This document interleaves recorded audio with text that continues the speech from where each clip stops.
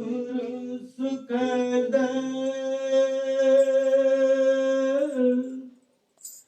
महिमा कही न जाए,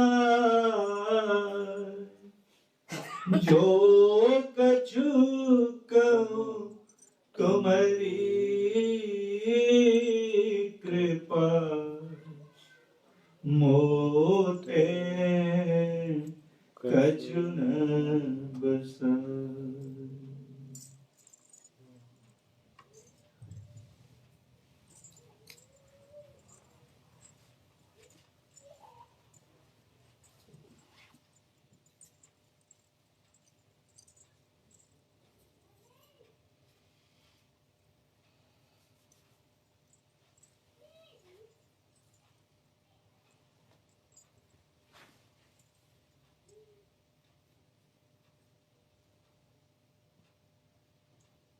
बोलिए प्रेम से श्री सद्गुरु महाराज की जय। समवेत समादरणीय सत्संग प्रेमी वृंद, ये लगातार तीसरा हमारा साप्ताहिक सत्संग हो रहा है, जब कुछ न कुछ अकस्मात अनायास या कहें बिना किसी योजना के हमारे सत्संग का दिन किसी विशेष अवसर के साथ जुड़ जा रहा है। आज हमारे परमाराध्य सद्गुरुदेव महर्षि में ही परमहंस जी महाराज के गुरु अर्थात हमारे दादा गुरु जी या पितामह गुरु बाबा देवी साहब जो मुरादाबाद के रहने वाले थे, उनकी पुण्य तिथि है। और आज ही हमारे परमाराध्य सद्गुरु महाराज के एक सदशिष्य, उनके मूर्धन्य शिष्यों में से एक फेसबुक पर पोस्ट देखा, पंडित विष्णुकांत जी की भी, स्वामी विष्णुकांत जी की भी आज पुण्यतिथि है। तो ऐसे परम पावन अवसर पर हम सभी संतमत के सत्संग में एकत्रित हुए हैं। ये अत्यंत सौभाग्य की बात है। संतमत सत्संग की भूमिका आज इन्होंने पहले ही भजन में रख दी थी। हमारे राष्ट्र संत तुकडो जी महाराज का इन्होंने जो भजन सुनाया, उसमें उन्होंने कहा कि हमारा सत्संग ऐसा मंदिर है जहां पर सब कोई आमंत्रित है, न सिर्फ हमारे वैदिक धर्म से बल्कि संसार में जितने भी धर्म हैं सबके लोगों का यहाँ पर खुले हृदय से, मुक्त हृदय से स्वागत है।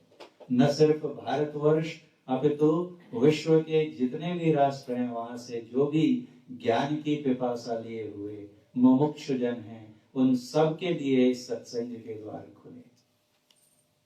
हमारे जिनकी आज जयंती है, परम पूज्य बाबा देवी साहब, उन्होंने कुरान शरीफ के रहस्य पर जो उसका मूल संदेश है, शर्फ़े इस्लाम नाम की एक पुस्तक लिखी और उसमें उन्होंने बताया है कि असली कुर्बानी जो है, हम लोग कुर्बानी देते हैं तो बोले असली कुर्बानी तो मन की कुर्बानी है।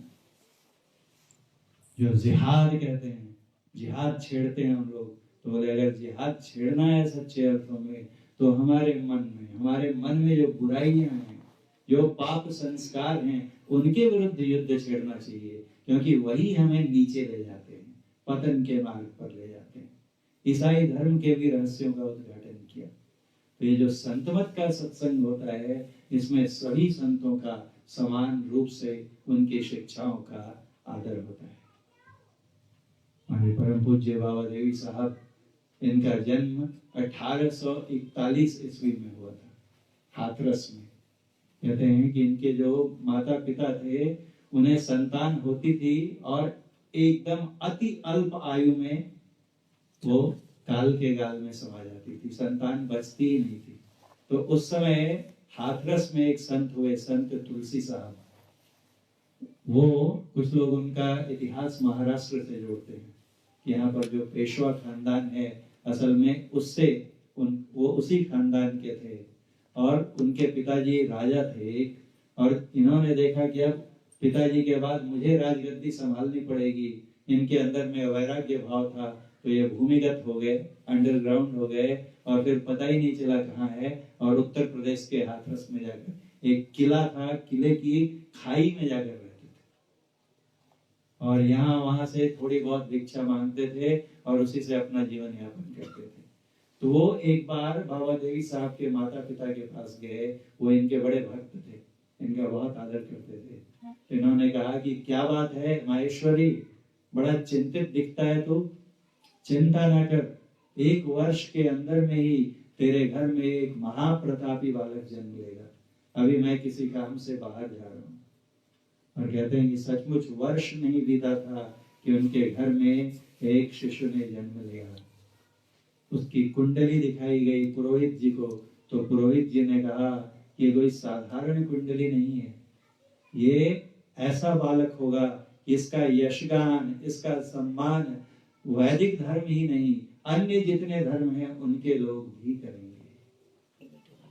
और 4 वर्ष के बाद इनके गुरुजी जब वापस, तुलसी साहब वापस आए, जैसे ही इनके माता पिता को पता चला तो तुरंत अपने बच्चे को लेकर, यानी छोटे तुलसी साहब को लेकर उनके बाबा देवी साहब को लेकर उनके आश्रम में, उनकी कुटिया पर गए। और इस बालक को देखकर इतने प्रसन्न हुए कि इनके मस्तक पर आशीर्वाद स्वरूप अपना हाथ रखा और कहा कि ये बालक इतना प्रतापी होगा कि भारत में सोए हुए भारतवर्ष के लोगों में ये अध्यात्म की जागृति करेगा। और हुआ भी वही।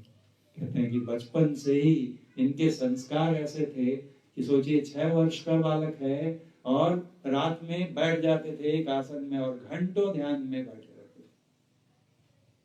इनको पढ़ाने के लिए एक शिक्षक को लाया गया, तो पंडित जी इनको जो पढ़ाते थे, जो भी टास्क देते थे तुरंत कर लेते थे और फिर किसी चिंतन में मग्न हो जाते थे बैठकर। बहुत दिन देखा तो टीचर ने इनसे पूछा कि तू ये काम तो जल्दी कर लेता है, लेकिन उसके बाद आंखें बंद करके करता क्या है? इन्होंने कहा कि गुरुजी, मैं इस बात पर विचार करता हूँ कि मैं कहाँ से आया और यहाँ से जाऊंगा तो फिर कहाँ जाना होगा, किस हालत में जाना होगा, कैसे आगे की चीज ठीक की जाए। तो उन्होंने कहा कि ये सब जानने की तेरी उम्र है, सोचने की क्यों समय बर्बाद कर रहा है, पढ़ाई में मन लगा। तो ये अपने शिक्षक से कहते हैं, लेकिन नन्हा सा बालक, कि क्यों गुरुजी, क्या ये सच नहीं है कि आपको और मुझे एक न एक दिन इसे छोड़कर, इस संसार को छोड़कर जाना होगा?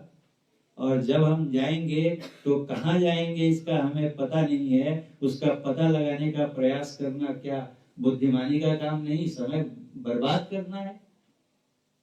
निरुत्तर हो गए इनके शिक्षक। शुरू से ही संस्कार ऐसे थे। कहते हैं कि एक बार चले ये और अपने संबंधी के साथ, तो पास के मंदिर में बहुत भीड़ थी, तो ढोल नगाड़े बजाए जा रहे हैं। ये उत्सुकतावश वहां गए तो देखते हैं कि पंडित जी मंत्र वंत्र पढ़ रहे हैं कुछ, और एक बकरा है उसके गले में रस्सी बांध के, और कुछ लोग बकरे के मस्तक पे टीका लगा के और रस्सी पकड़ के खड़े हैं, और बगल में ही एक नंगी तलवार रखी हुई है।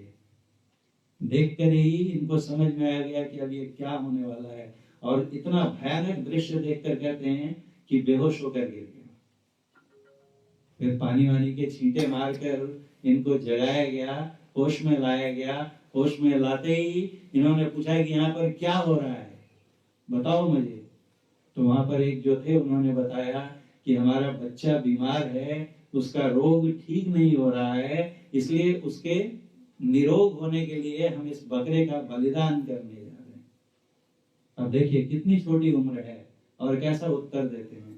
कहते हैं कि रोग तो हमारे पाप के कारण आता है, हमारे जो पुराने पाप कर्म हैं उनका फल ही जो है हमें रुग्ण करता है, हमें दुखी करता है।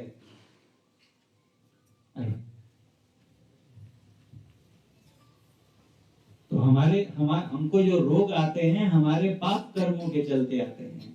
और एक और निरीह पशु की, निर्दोष जानवर की हत्या करके एक और पाप बढ़ाने से ये निरोग कैसे हो जाएगा?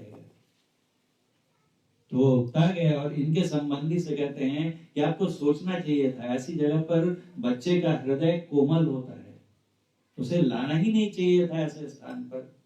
इन्होंने कहा कि अच्छा, बच्चे का हृदय कोमल होता है तो क्या बड़े होकर उसका हृदय पाषाण के पत्थर के समान कठोर हो जाता है क्या? कैसे दृश्य देखकर भी द्रवित नहीं होता? कहते हैं इतना प्रभाव पड़ा वहां पर लोगों पर इनकी वाणी का कि उन्होंने बकरे को जीवित ही ऐसे चढ़ाकर एक विधि पूरी की और छोड़ दिया। तो ऐसे थे हमारे गुरु महाराज के गुरु महाराज को उनके दर्शन 1909 ईस्वी में हुए थे। 1909 ईस्वी में, और आज के ही दिन 19 जनवरी 1919 को पूज्य बाबा उन्होंने अपने काया का परित्याग किया और ब्रह्मलीन हो गए। उन्होंने हमारे गुरु महाराज को भागलपुर बिहार में जगह है, वहां पर उनके दर्शन हुए थे। और उनके दर्शन करके गुरु महाराज कहते हैं कि मैं बतला नहीं सकता कि उनको देखने के साथ मेरी कैसी हालत हुई। वो जब कभी भी गुरु महाराज को फुर्सत होती थी तो मुरादाबाद साल में एक बार, कभी कभी 2-2 बार भी जाया करते थे। और ज्यादा समय मिल ही नहीं सका, 10 साल। 1909 में दीक्षा ग्रहण की और 1919 में बाबा इस संसार को अलविदा करके चले गए। जाते जाते उनका अंतिम उपदेश था, ये संसार वहम है, आना जाना होता है, इसलिए कब्र में दफन होने या चिता में जलने के पूर्व मोक्ष प्राप्त कर लो, छुटकारा पा लो शरीर से। क्योंकि अगर जीवित रहते हुए इस शरीर से मुक्त नहीं हुए तो मरने के बाद कोई मुक्ति नहीं है। उपनिषद में आया है कि पिंड पातेन या मुक्तिः सा मुक्तिर् न तु मन्यते। पिंड मतलब शरीर के गिर जाने से, जब ये शरीर निर्जीव होकर मर जाता है तो उससे कोई मुक्ति नहीं होती, उससे जो छुटकारा मिलता है उसे मुक्ति नहीं कहते। तो हाँ, मुक्ति किसे कहते हैं? मुक्ति कैसे होती है कि जब जल में नमक मिल जाता है, जैसे देहे अनन्यताया, जब शरीर में अनन्यता किसे कहते हैं? कि शरीर में रहते हुए न अन्य मतलब होता है दूसरा, और न मतलब नहीं, यानी मैं और ब्रह्म, मैं और परमात्मा जब दोनों एक में एकता को प्राप्त कर लेते हैं तब मुक्ति होती है। इतने छोटे बच्चे बाबा देवी साहब थे। देखिए, आप लोगों ने महर्षि दयानंद सरस्वती का नाम सुना होगा। भारतवर्ष में आर्य समाज के संस्थापक थे। वेदों को उन्होंने पुनः प्रतिष्ठित किया था, क्योंकि कई वर्षों के विदेशी शासन के बाद हमारे वेदों को हीन बताया जाता था, इसमें कुछ नहीं है, ऐसे ही फालतू ग्रंथ है। और इन्होंने बैक टू वेदास स्लोगन दिया था महर्षि दयानंद जी ने। और आधुनिकता और हमारा पुरातन ज्ञान है, इन दोनों का समायोजन किया है इन्होंने, दोनों का एक बैलेंस बिठाया, संतुलन बिठाकर। और इन्होंने भारतवर्ष को शिक्षा का एक इनके मन में परिकल्पना थी, और इन्होंने एक चेन ऑफ स्कूल्स बनाया भारत में, जिसे आज भी हम लोग DAV बोलते हैं। DAV स्कूल्स है ना, दयानंद एंग्लो वैदिक। DAV का फुल फॉर्म होता है दयानंद एंग्लो वैदिक। एंग्लो मतलब इंग्लिश और वैदिक वेद। हम वैदिक परंपरा के जो है उसका ज्ञान प्राप्त करेंगे, लेकिन हमारा माध्यम पढ़ने का अंग्रेजी रहेगा, और जो आधुनिक विषय हैं उनका भी ज्ञान हम लेंगे, लेकिन अपनी जड़ों को भी नहीं भूलेंगे। तो इस तरह से इन्होंने तालमेल बिठाया था। वो दयानंद सरस्वती जी एक बार आ गए कहाँ? हाथरस में। और इनके एक संबंधी थे, वो इनको लेकर गए, चाचा रिश्ते में लगते थे, कि चलो तुम्हारी जन्म कुंडली दिखा कराता हूँ। इनको भी पकड़ कर ले गए, और उनके हाथ में बहुत नाम थी, इतनी ख्याति थी। महर्षि दयानंद सरस्वती से मिलने कहाँ से लोग आते थे। तो छोटे से बच्चे को लेकर इनके चाचा पहुंचे, और उनके हाथ में कुंडली, इन्हीं के पास थी कुंडली।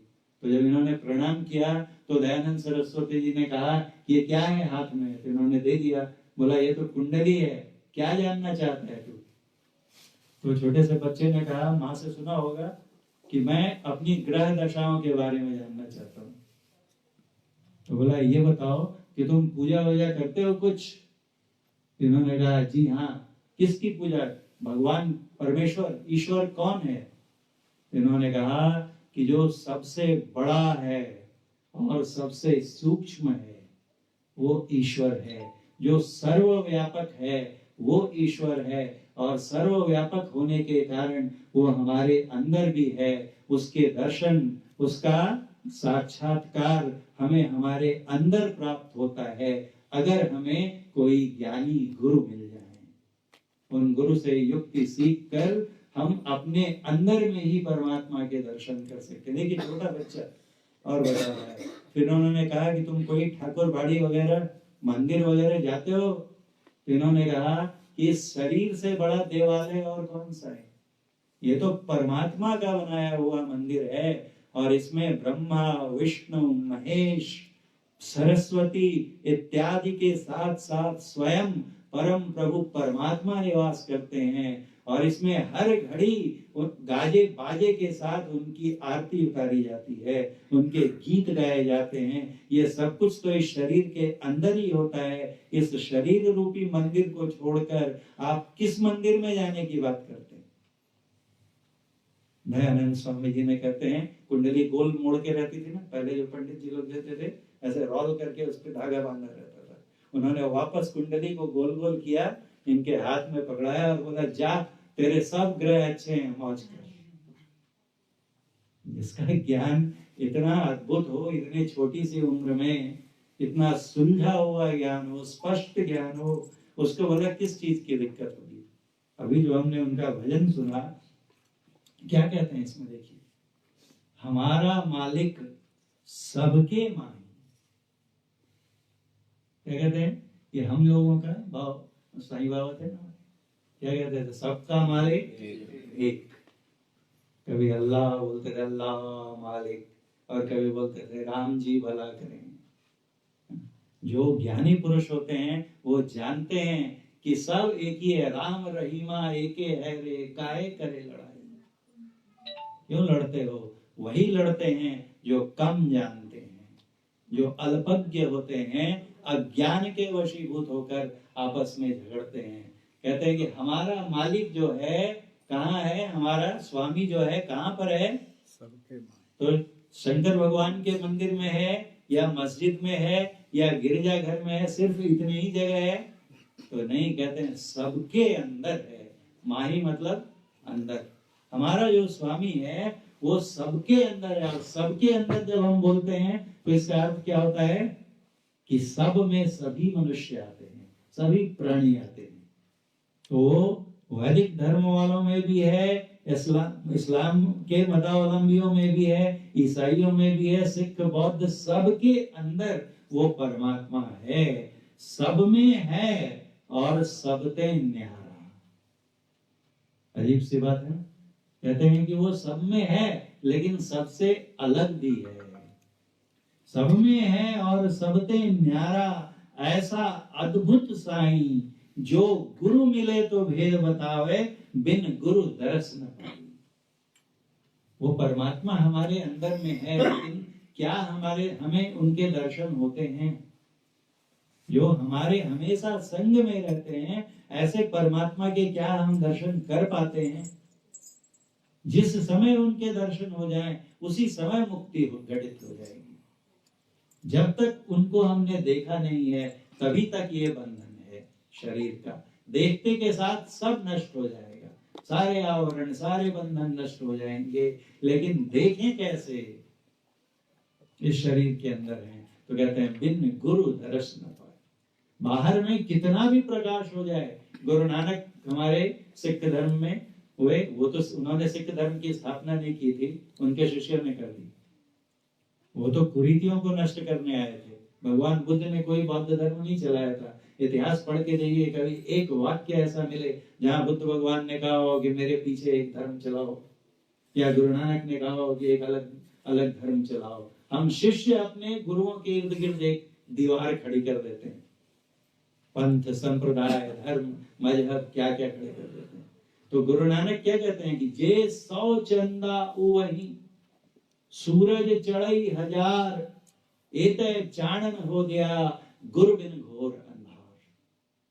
कहते हैं कि अगर 100 चंद्रमा हजारों सूर्य एक साथ क्यों न चमकने लगे, लेकिन बिना गुरु के इतना प्रकाश होने के बाद भी हमारे अंदर घोर अंधकार है। कैसे कहेंगे कि अंधकार है? प्रश्न होता है ना कि लोग बोल तो देते हैं कि अंधकार में है, लेकिन हम कहाँ अंधकार में हैं? पूछा जाता है। अगर आपसे मैं तो जिससे पूछूं कि आप अंधकार में हैं, तो क्या कहेंगे कि इतना बढ़िया तो प्रकाश की व्यवस्था की है कामेश्वर बाबू ने, कहाँ अंधकार में हूं मैं, प्रकाश में हूं। तो आप फिर प्रश्न होता है कि प्रकाश में कौन है?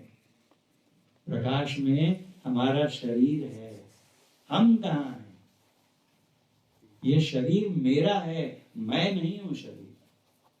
मन मेरा, बुद्धि मेरी, हाथ पैर मेरे, ये सब मेरे मेरे हैं। जिसके ये हैं, जिसका ये शरीर है, वो कहाँ रहता है?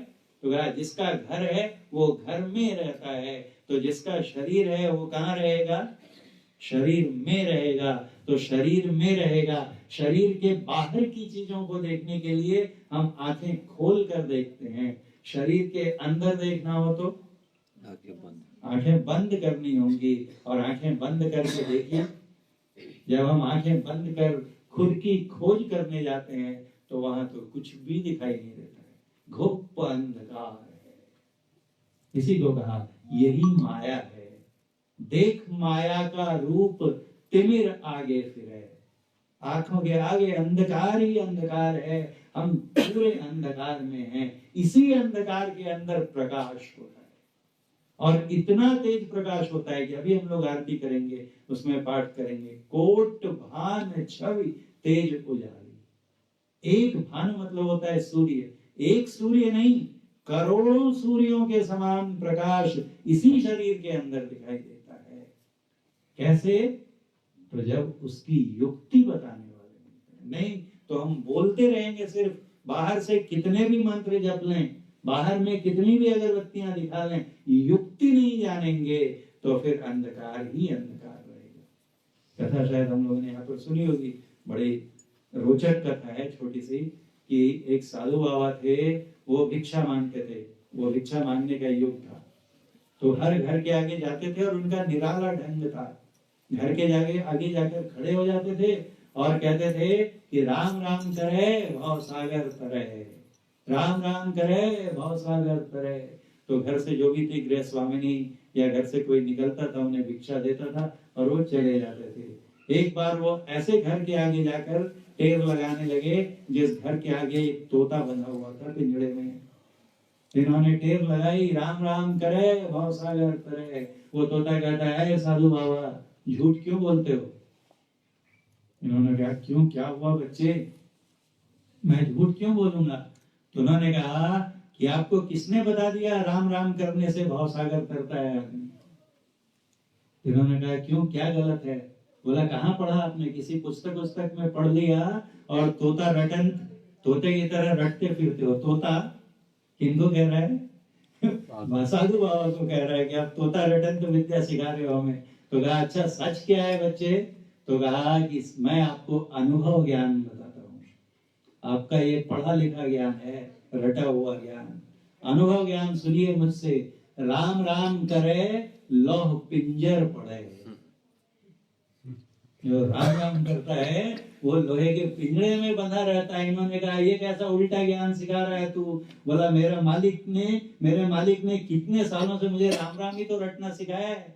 रोज पिंजरे में बैठा मैं राम राम ही रटता रहता हूँ, और देखो बना हुआ हूँ इस पिंजरे में, और वो देखो पेड़ पर और आसमान में मेरे कितने साथी हैं, दिन में एक बार भी राम नहीं कहते और स्वतंत्र आसमान में विचरण, स्वच्छंद विचरण करते हैं। तो राम राम करने का ही परिणाम है कि मैं पिंजरे में पड़ा हुआ, और आप उल्टा सिखाते, राम राम करे भव सागर तरे। एक पिंजरे से तो निकलता नहीं हूँ, भव सागर से कहां से पार करेंगे? इन्होंने कहा, बच्चे तू राम राम कहता तो है सही, लेकिन युक्ति से नहीं कहता है। युक्ति करे तो सहजता रहे। यही राम नाम अगर जिस दिन तू कहने की युक्ति जान जाएगा तो ये पिंजरे से छूट जाएगा। अब ये तोता चौंका, कौन सी युक्ति है बाबा, बताइए बताइए, मुझे छूटना है इससे।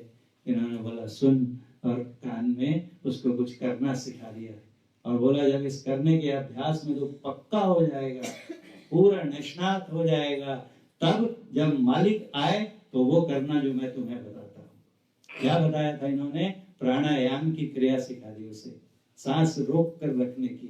बोला धीरे धीरे अभ्यास बढ़ाते जाना, और जब कई मिनटों तक सांस रोकने का अभ्यास हो जाए तब मालिक जब तुम्हें खाना खिलाने आए तो बस सांस रोक के पिंजड़े में उलट जाना। रोज सुबह मालिक खिलाने आता था। जब इसको अभ्यास हो गया तो एक दिन जल्द ही देखा कि आ रहा है कि उलट गया। मालिक ने खाना बदलने के लिए पिंजड़े का दरवाजा खोला, कटोरी निकाली, देखता है तो तोता तो निढाल पड़ा हुआ है।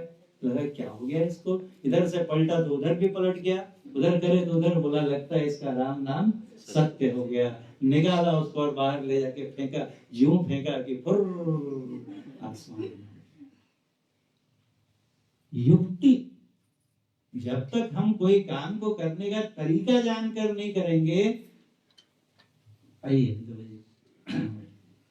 मुझे याद है जब हम लोग सबसे पहली सेकंड ईयर में गए थे तो वहां से चिरमिरी वहां पर ट्रेनिंग करने गए थे।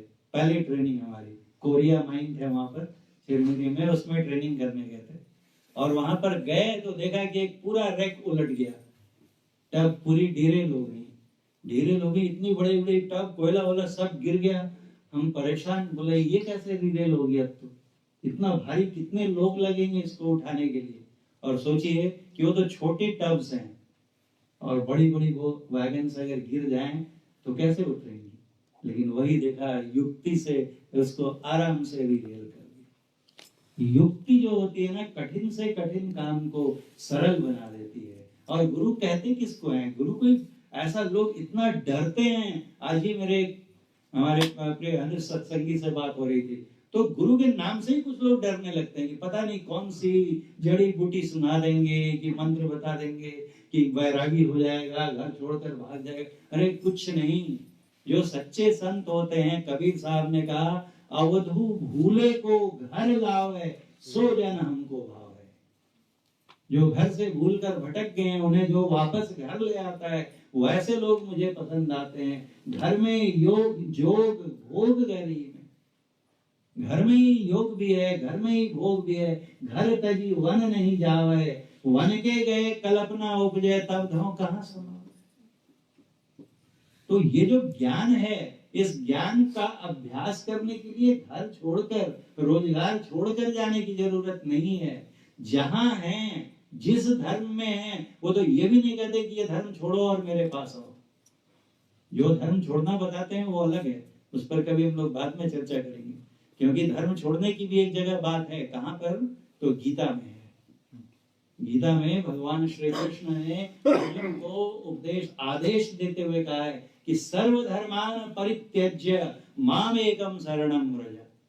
सारे धर्मों का परित्याग कर तो सिर्फ मेरी शरण में आ जा।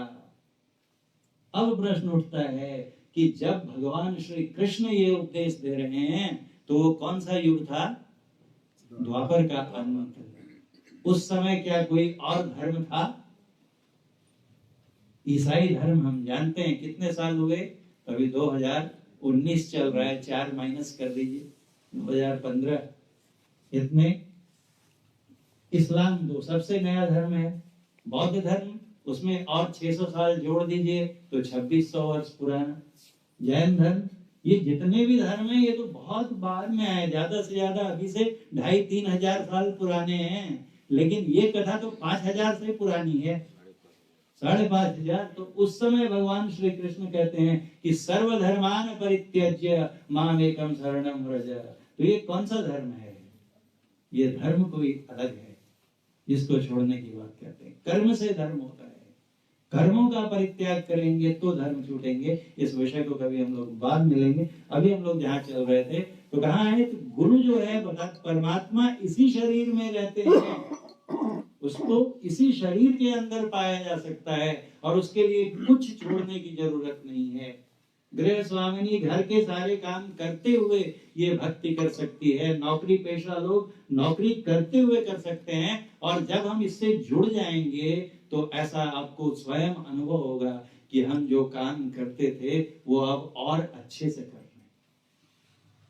इसमें एक भावना आती है, निष्ठा आती है, ईमानदारी आती है कि अगर मुझे कोई 1 पैसा देता है तो मैं रिटर्न में उसे 1.5 पैसा देने की कोशिश करूं। अगर जिस ऑर्गेनाइजेशन में मैं काम करता हूं वो मुझे 1 लाख या 2 लाख देता है तो I must give it back more than 100%। Walk बोलते हैं, to walk that extra mile. जितना हमसे एक्सपेक्टेड है उतना तो कर ही रहे हैं, उससे अधिक भी करने को मैं तत्पर हूं। तो कर्तव्य परायणता आती है। संसार के काम भी ऐसा व्यक्ति और दक्षता से और निपुणता से करता है और बाहर का भी काम बनाता है और अंदर का भी काम बनाते चलता है। इसलिए इसमें भय खाने जैसी कोई बात नहीं है। जहां जो हैं वहीं बैठे हुए ये भजन कर सकते हैं, ये भक्ति कर सकते हैं, ऐसा ज्ञान है। ये ज्ञान जिनके पास होता है, जिनसे सीखना है हमें, उसके पास आज हमको सीखना है। तो अभी तो यूट्यूब भी गुरु हो गया। एक तो सिलाई सीखनी है, बिनाई सीखनी है ना, गाना भी देखिए, सुन लीजिए, और ट्रैक्स मिलते हैं उस पर गाइए कराओके। तो बिना गुरु के भले यूट्यूब को गुरु बनाया हुआ, यूट्यूब पर तो कोई आदमी आके बताता है ना कि ये कैसे बनाना, ये कैसे पकाना, ये डिजाइन कैसे बनाना, ये करना, सारी चीजें बताते हैं। हाउ टू प्ले गिटार मिल जाएंगे, बहुत सारी क्लासेस मिल जाएंगी। तो वैसे ही ये युक्ति करे तो सहजे तरह, ये युक्ति जो बताने वाले होते हैं, कौन बताएंगे ये युक्ति? वो बता सकेंगे जिन्होंने उस युक्ति में पहले खुद को पक्का कर लिया। जिसने, अगर हमें इंजीनियरिंग पढ़नी रहती है, देखिए पीछे हमारे छात्र बैठे हुए हैं अभिषेक, तो ये कहाँ जाएंगे? अगर आपको इंजीनियरिंग पढ़नी है तो कहाँ जाएंगे? कॉलेज में। इंजीनियरिंग कॉलेज में जो पढ़ाते हैं वो कौन होते हैं? वो खुद इंजीनियर होते हैं। उन्होंने खुद वो इंजीनियरिंग की परीक्षा पास की होती है। अगर वो बीटेक बीई को पढ़ाते हैं तो कम से कम खुद एमटेक रहते हैं। यानी उनको बीटेक में क्या पढ़ना है, कैसे पढ़ना है कि सफलता मिलेगी, इसमें पूरी तरह पक्का ज्ञान रहता है। वो बताते हैं। अगर हमें डॉक्टर बनना है तो हम मेडिकल कॉलेज में जाएंगे, और मेडिकल कॉलेज में जो पढ़ाते हैं, लेक्चरर्स होते हैं, वो कौन होते हैं? वो भी खुद डॉक्टर होते हैं। तो जो भक्ति हमें मुक्ति दिला सके, उसकी युक्ति बताने वाले जो होंगे, कौन होंगे? जिन्होंने स्वयं अपने को उस युक्ति में पारंगत कर लिया हो। ऐसे ही व्यक्ति को कहते हैं सद्गुरु। गुरु तो बहुत होते हैं, हर ज्ञान को बताने वाले गुरु होते हैं, लेकिन सद्गुरु किसे कहते हैं? जो सत्य का, अविनाशी तत्व का पता बता रही है, जो अजर अमर सत्ता है, उससे कैसे मुलाकात की जाए और खुद को कैसे अमरता प्रदान की जाए, इसका जो गुण सिखा देते हैं, ऐसे गुण सिखाने वाले को कहते हैं सद्गुरु। तो कहते हैं ये किस कैसा है वो परमात्मा? तो कहा सबते बड़ा, छोट सब ही थे। दयानंद सरस्वती जी को भी इन्होंने यही उत्तर दिया था कि वो सबसे बड़ा भी है और सबसे छोटा भी है। अब विचारी ये कैसा हो सकता है? या तो जो बड़ा है वो सबसे बड़ा होगा और नहीं तो छोटा होगा। लेकिन यहाँ पर कहते हैं कि नहीं, वो जो परमात्मा है वो सबसे बड़ा भी है और सबसे छोटा भी है। भगवान श्री कृष्ण ने भी कहा है अणोरणीयान महतो महीयान। महत मतलब होता है बड़ा, महान, बड़े से भी बड़ा, और अणु मतलब होता है छोटा। अणोरणीयान, अणु से भी अणु, छोटे से भी छोटा। ऐसा है परमात्मा। तो ये परमात्मा कैसा होगा विचारिए। तो परमात्मा का जो स्वरूप है उसके बारे में क्या कहते हैं? हर धर्म में कहीं कोई मतभेद नहीं है। लोग आपस में कितना भी झगड़े, आप उससे पूछिए कि अच्छा आप परमात्मा को सर्वव्यापक मानते हैं कि नहीं मानते? गॉड इज ऑल परवेडिंग, जो है ना, खुदा जो है कायनात के जर्रे जर्रे में समाया हुआ है। तो जो सर्वव्यापक है मतलब क्या हुआ कि वो हर जगह है। मुझ में भी है, आप में भी है, और हमारे बीच जो खाली जगह है उसमें भी है। और चलते चलते ऊपर जहां वायुमंडल, एटमॉस्फेयर खत्म हो जाए और सिर्फ स्पेस बच जाए उसमें भी है। और जहां सब खत्म हो जाए वहां वो सिर्फ अकेला बचता है। तो उसका विस्तार कितना बड़ा हुआ? इनफाइनाइट। इसलिए उसे कहते हैं अनंत, अपार, अपरंपार, जिसका पार न पाया जा सके। पार नहीं पाना, किसका पार नहीं पाएंगे? जिसका अंत नहीं मिलेगा। किधर भी जाएं, ऊपर नीचे, आगे पीछे, पूरब पश्चिम, उत्तर दक्षिण, नैऋत्य वायव्य आग्नेय ईशान, जितने भी कोने हैं, किसी भी दिशा में चले जाइए, कहीं भी जिसका अंत नहीं मिले, वो है सर्वव्यापक। तो जो सर्वव्यापक है वो सबसे विशाल हो गया है कि नहीं? सबसे बड़ा हो गया। और जो सर्वव्यापक है वो इस माइक के अंदर भी है ना? इस माइक के अंदर कौन घुसेगा? जो इस माइक से छोटा होगा, सूक्ष्म होगा। छोटा मतलब कि ऐसा साइज वाला छोटा नहीं, सूक्ष्मता में छोटा। कि चीनी है और उसमें देखिए एक जार पूरी तरह से चीनी से, कहानी में कह भी चुका हूं कि प्रोफेसर साहब आए एक बार क्लास में, फिलॉसफी के, दर्शन शास्त्र के प्रोफेसर थे, और बोले आज एक अलग क्लास लूंगा आप लोगों की। सब देखिए थैला वैला लेके क्या आए आज हमारे सर?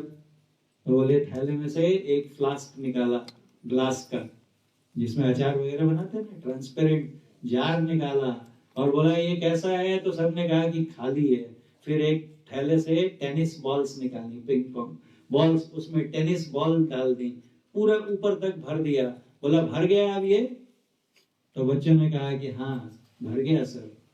तो फिर एक और थैला खोला, उसमें छोटे छोटे पेबल्स, कंकड़ थे, छोटे छोटे कंकड़, उस कंकड़ को जार में डाला। पहले बोला था भर गया, और फिर ऐसे ऐसे हिलाते गया, कंकड़ घुसते चले गए, कंकड़ भी पूरे भर गए। तो अब भर गया है कि नहीं? तो लड़कों ने बोला हाँ अब तो पूरा भर गया सर। फिर एक और थैला खोला, उसमें रेत निकाली, बालू, और उसको डाला, तो कंकड़ों के बीच में भी जो जगह थी खाली, उसमें वो बालू घुस गया। बोला now is it completely filled? बोला yes sir, now there is no doubt about it. तो फिर एक केटली निकाली, 2 कप्स निकाली, उनसे चाय डाली, और उन दोनों केटली कप की चाय उसमें डाल दी, और चाय उस रेत में से भी घुस गई। अब देखिए मैं जिसके लिए ये कथा आपको सुना रहा था वो क्या है कि टेनिस बॉल होते हुए भी कंकड़ उसमें से घुस गया। क्यों? क्योंकि उससे वो छोटा है। और कंकड़ के रहते हुए रेत घुस गई, क्योंकि रेत उससे भी छोटी है, और रेत से कंप्लीटली पैक कर दिया, तब भी उसमें चाय या पानी घुस गया, क्योंकि पानी उससे सूक्ष्म है। जो परमात्मा उस पानी में भी घुसा हुआ हो, जो हवा में भी घुसा हुआ हो, क्योंकि हमने अभी बोला ना परमात्मा सर्वव्यापक है, तो सर्वव्यापक है तो सबसे विशाल है, अनंत है। और अगर वो हवा में भी घुसा हुआ है, हवा तो छोड़िए आकाश में भी प्रविष्ट हुआ है, तो वो कितना सूक्ष्म हो गया? तो छोटे से छोटा हुआ कि नहीं? प्रोफेसर साहब ने वो क्लास जब ली तो लड़कों ने बोला लेकिन ये सब किस लिए? तो उन्होंने बोला कि अब अगर इसको हम उल्टा कर दें, जो हमारा सीक्वेंस था इसको उल्टा कर दूं मैं, और जार में पहले रेत से भर दूं पहले ही, तब उसमें टेनिस बॉल या कंकड़ जाएगा क्या? नहीं जाएगा, नहीं जाएगा। तो उन्होंने शिक्षा दी बेटा कि इससे पता चलता है कि हमें किस चीज से अपने जीवन को, हमारा जीवन है एक जार, और उसको अगर हम टेनिस बॉल से भरेंगे तो उसमें दूसरी चीजों के लिए भी थोड़ी बहुत जगह रहेगी। पहले जानो कि इस जीवन में सबसे महत्वपूर्ण क्या है, सबसे बेशकीमती ज्ञान क्या है, उसको उससे भरो। वो क्या है?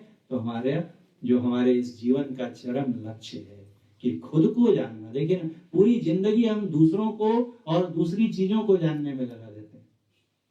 हमने बचपन से इतनी मेहनत से पढ़ाई की, और बाद में जाके माइनिंग इंजीनियरिंग में ग्रेजुएशन, पोस्ट ग्रेजुएशन सब कर लिया, तो क्या जानता हूं मैं?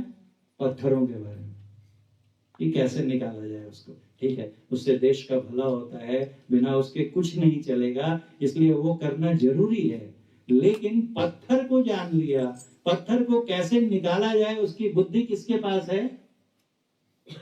मेरे पास, मतलब माइनिंग इंजीनियर के पास। मेरे पास वो बुद्धि है, बुद्धि मेरे पास है, I know how to harness, है ना? लेकिन मैं कौन हूं जिसके पास ये बुद्धि है? बड़े से बड़ा कॉम्प्लिकेटेड सर्जरी मैं कर सकता हूं क्योंकि मेरी बुद्धि इतनी प्रवीण हो चुकी है, लेकिन जिसकी ये बुद्धि है वो मैं कौन हूं? हम में से सब अपने से ईमानदारी से प्रश्न करें कि हु एम आई, मैं कौन हूं, तो है हमारे पास उत्तर इसका। जानता हूं कि मैं कुछ ना कुछ तो हूं, तभी तो ये मेरा शरीर है। और जब मैं इसे छोड़कर चला जाता हूं तो अभी क्या है, तो प्रवेश कुमार सिंह और चले गए तो फोन आता है, साहब हम उनकी बॉडी को लेकर आ रहे हैं। अब गए प्रवेश कुमार सिंह, अब बॉडी हो गई हो। ये जिसको जो परिचय देता है अपना, वो जो किसके निकलने पे शरीर बॉडी हो जाता है, वो क्या था जो इसे छोड़कर चला गया? तो हृदय का धड़कना बंद हो गया, फेफड़ों का संकुचन विकसन बंद हो गया। वो कौन सा तत्व है? वही तो मैं था। जिस समय शरीर को मैं छोड़कर निकल जाऊंगा, इस शरीर की कोई कीमत नहीं रहेगी। तो हम सबको जानते जानते पूरा जीवन व्यर्थ कर देते हैं, लेकिन खुद को ही नहीं जान पाते।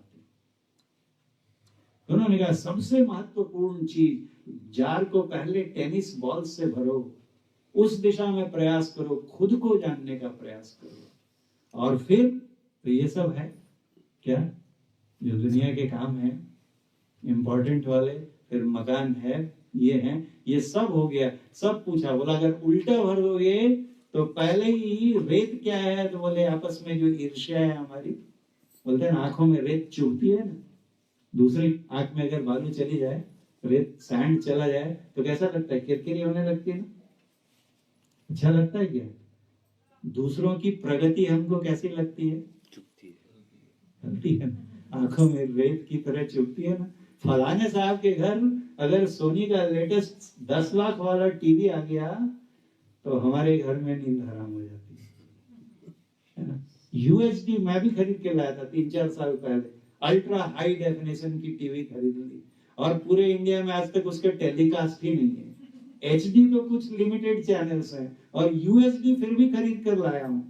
पता नहीं कब वो यूएसडी आएगा, तब तक हो सकता है कि मेरा टीवी रिप्लेसेबल हो जाए। ऐसी हालत है हमारी। तो वही कहते थे, रेत से भर लोगे तो असली चीजों के लिए ही जगह नहीं बचेगी। और इतने के बाद भी जो सत्संग है, ये हमको ऐसा नीरस नहीं बनाता है। अंत में एक स्टूडेंट उठकर पूछता है कि सर सब आपने बता दिया, लेकिन 2 प्याली चाय, उसके बारे में तो कुछ बताया ही नहीं। तो प्रोफेसर बोले, just waiting for this question, कि अभी तक किसी ने पूछा क्यों नहीं?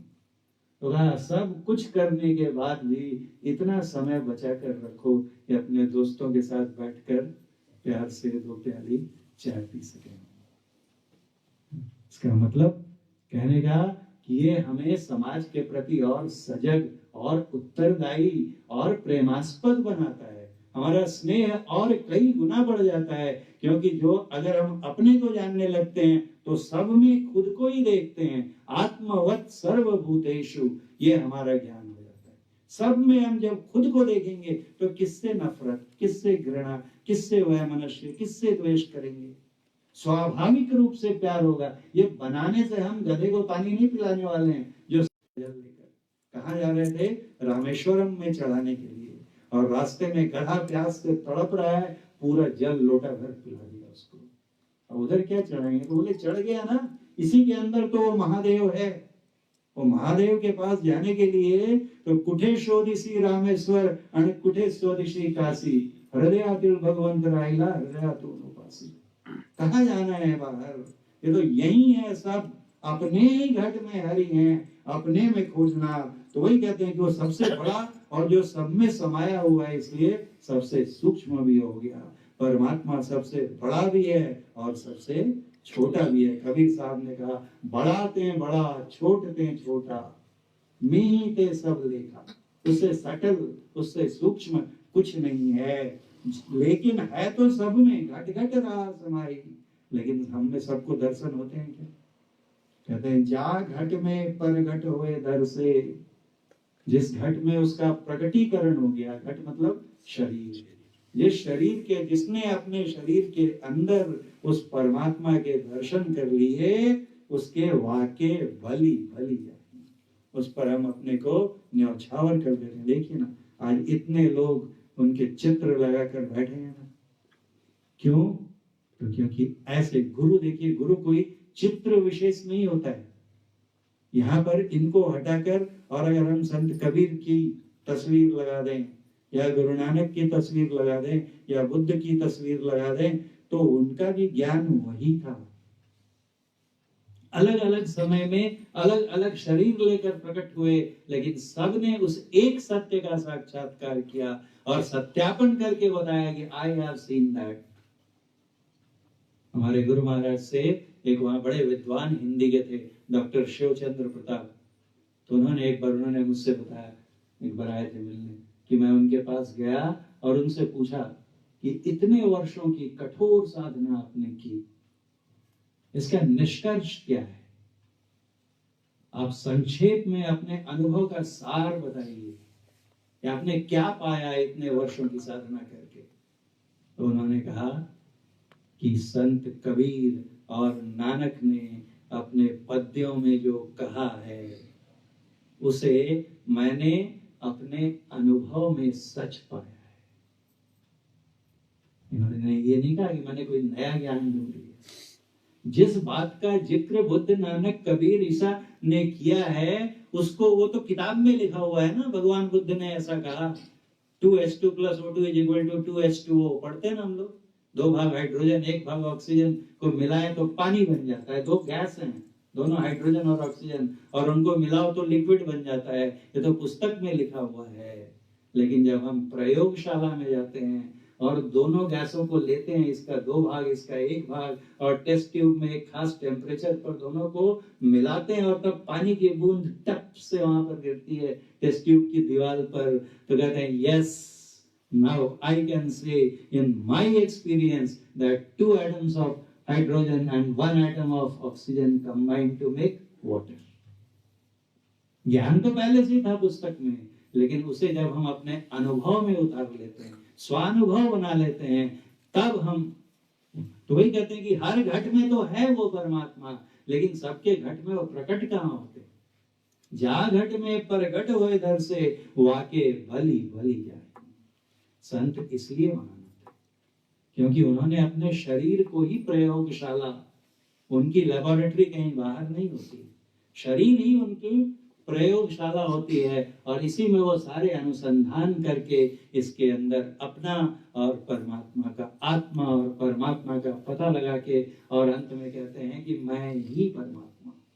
हमारे ऋषियों ने बहुत रिसर्च किया और उसके बाद क्या कहा अहम ब्रह्मास्मि। मतलब क्या हुआ? अहम मतलब मैं, ब्रह्म मतलब परमात्मा, अस्मि मतलब हूँ, मैं ही परमात्मा हूँ। ये बोलने में तो मैंने भी बोल दिया, लेकिन एक्सपीरियंस थियोरेटिकल नॉलेज है, सैद्धांतिक ज्ञान है, जो गुरु युक्ति बताते हैं, जिनकी आज हम लोग पुण्य तिथि मना रहे हैं। उन्होंने युक्ति बताई किनको? अपने प्रिय शिष्य को, महर्षि मेही परमहंस जी को। उन्होंने उस युक्ति को सीखा। 9 में उन्होंने दृष्टि योग की दीक्षा ली, और 4 वर्ष में 13 में, यहाँ तक मुझे ठीक से याद है, तो 13 में उन्हें नादानुसंधान की दीक्षा मिल गई। नादानुसंधान सबसे बड़ी उपासना है। जो नादानुसंधान में सिद्ध हो जाते हैं उन्हें परमात्मा के प्रकट दर्शन होते हैं। कैसे?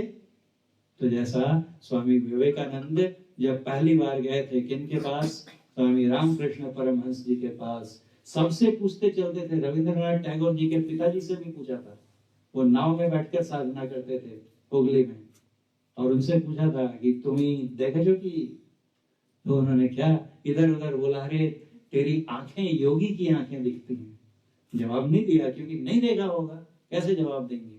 और वही नरेंद्रनाथ दत्त, यानी बाद में विवेकानंद हुए ना, संन्यास लेने के बाद उनका नाम हुआ विवेकानंद। जब बहुत तबीयत खराब रहने लगी रामकृष्ण परमहंस जी के, तो नरेंद्रनाथ जी अपने और कुछ शिष्य इनके गए और उनको फिर गेरुआ वस्त्र मिला, और कुछ समय उसके बाद उनका नाम हुआ विवेकानंद। क्योंकि संन्यास के बाद एक नया नाम देने की प्रथा है हमारे यहाँ। जो हमारे बाबा अभी आएंगे, आपको सूचना दे दूं, ये हर वर्ष आते हैं। ये 13वां साल है हमारे, जिनकी तस्वीर देख रहे हैं आप इधर दाहिनी ओर, गुरु महाराज हमारे महर्षि मेही परमहंस जी महाराज, उनके 92 इयर्स के, अभी 91 कंप्लीट होंगे 2 फरवरी को। स्वामी अच्युतानंद जी महाराज वो चंद्रपुर आ रहे हैं 1, 2, 3 फरवरी को हमारे यहाँ पर सत्संग है, हर साल करवाते हैं हम लोग। तो कोई बहुत ज्यादा दूर नहीं है, आपके ही WCL का जो शक्ति नगर है, शक्ति नगर दुर्गापुर में जो कॉलोनी है, वहीं के ऑडिटोरियम में सुबह शाम 3 दिन यानी 6 सेशंस होंगे और आप उनसे सुनेंगे जिन्होंने अपने को उस रंग में रंग लिया है। तो उनका भी नाम पहले अधिक लाल दास था, बाद में स्वामी अच्युतानंद हो गया संन्यास लेने के बाद। तो अच्युतानंद बाबा आ रहे हैं, आप सबों से अनुरोध है कि समय निकाल कर आए वहां पर और सुने उनसे उस ज्ञान को। तो नरेंद्रनाथ जी ने उनसे भी पूछा, रामकृष्ण परमहंस जी से, कि आपने देखा है क्या भगवान को? तो उन्होंने कहा हाँ देखा है। कैसे देखा है? तो बोला जैसे तुम्हें देख रहा हूं सामने, ठीक वैसे ही और उससे भी अधिक शिद्दत से देखा है। तुम्हें मैं उतना स्पष्ट और उतनी तीव्रता से तुम्हारा अनुभव नहीं कर सकता हूं जितना मैंने परमात्मा का किया। तो युक्ति सीखी और युक्ति सीख कर देखिए आज स्वयं भी पूछिए। तो ये जो आध्यात्मिक गुरु होते हैं ना, ये द्रोणाचार्य जैसे गुरु नहीं होते हैं। सांसारिक गुरु अपनी श्रेष्ठता रखने के लिए बहुत कुछ बता देते हैं, लेकिन थोड़ा सा अपने पास रख लेते हैं कि कभी ऐसा वक्त आ जाए कि गुरु और शिष्य में ही ठन जाए तो सारे व्यू सिखा दिए और महाभारत में एक कमल व्यू नहीं सिखाया अर्जुन को, है ना, श्रेष्ठ धनुर्धर बना दिया, तब भी अपने पास छिपा कर रख लिया। ये होते हैं सांसारिक गुरु। और जो आध्यात्मिक गुरु होते हैं वो शिष्य को अपने जैसा बना देते हैं। तो उनसे युक्ति सीखी, युक्ति करे तो सहजय तरह। आज देखिए हम लोग उनकी तस्वीर रखकर और उनके श्री चरण शरण में बैठकर और सत्संग करके अपने को गौरवान्वित समझते हैं। तो ये सत्संग जो है हमें इसका ज्ञान देता है कि जो युक्ति है हम में से जिसने सीख ली है इसका अभ्यास करें, और जिन्होंने नहीं सीखा है उसकी वो सीखें, जल्दी से जल्दी सीखें और उसका अभ्यास शुरू कर दें। समय बहुत थोड़ा है। बोलिए प्रेम से श्री सद्गुरु महाराज की जय। अब हम लोग साप्ताहिक कीर्तन करेंगे और इसके बाद 2 आरती होंगी। आप सबके पास जो पुस्तिका है रामेश्वर जी दे देंगे, उसमें 40 नंबर पेज पर होगी 40।